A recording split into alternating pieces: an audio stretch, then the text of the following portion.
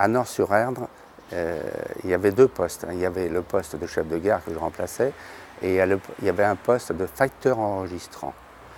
Parce qu'à l'époque, lorsque en 1955, j'ai commencé à la gare de Pontchâteau, j'étais facteur aux écritures. C'était un terme.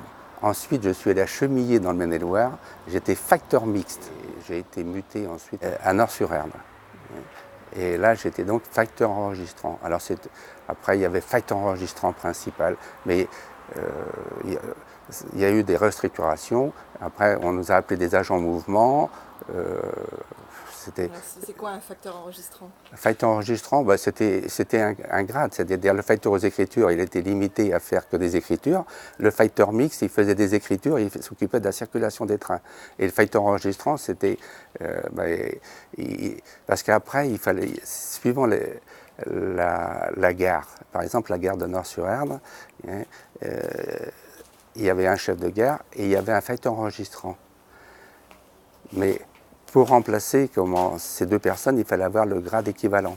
Dans ces gares, à Nort-sur-Erdre, ici, à Baret, il y avait ce qu'on appelait des équivalences.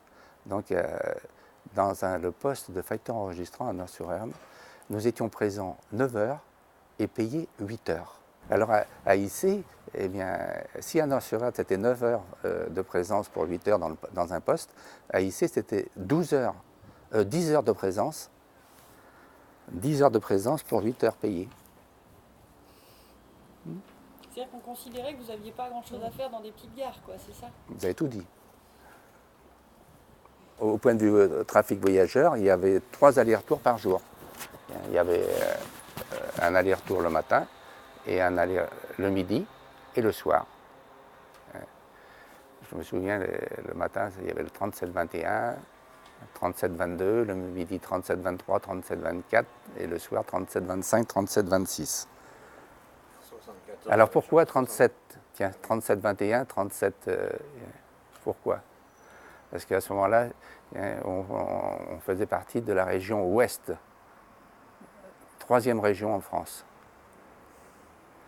7, la région de Nantes, c'était le 7e arrondissement, donc les trains 37-21. Après, donc c'était un numéro spécifique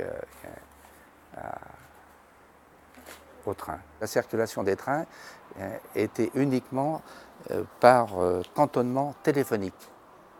C'est-à-dire que lorsqu'un train partait de Châteaubriand, par exemple, vers IC, il y avait une annonce préalable. Il fallait avoir l'accord, si vous voulez, de la gare suivante.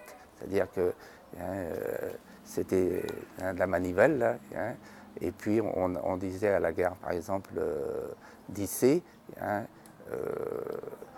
Châteaubriand à IC, j'annonce 37-23, par exemple. Le genre de dépêche.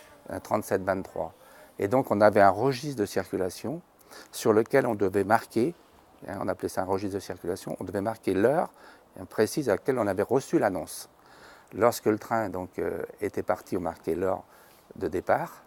Lorsque le train arrivait à IC, le chef de gare de IC appelait la gare de Châteaubriand en disant IC à Châteaubriand, voie libre derrière train 37-23. Et à la gare de Châteaubriand, l'agent chargé de la sécurité indiquait l'heure qu'il avait reçu la voie libre. On était très polyvalents parce qu'à l'époque, on vendait des billets, et on s'occupait de la manœuvre des trains, on s'occupait de la circulation des trains, tout ce qui concernait aussi l'expédition des colis, parce qu'il y avait quand même des colis, des gens qui expédiaient des colis par... il y avait la formule des colis postaux. En fait, la SNCF travaillait à l'époque aussi pour la Poste, pour certains colis. Et il y avait aussi les colis familiaux. Les colis familiaux, c'était des colis, ça pouvait être des pommes de terre, par exemple, des pommes de terre, ou ça pouvait être des vêtements qui étaient donnés, qui étaient expédiés, ça pouvait aller aussi bien en France qu'à l'étranger.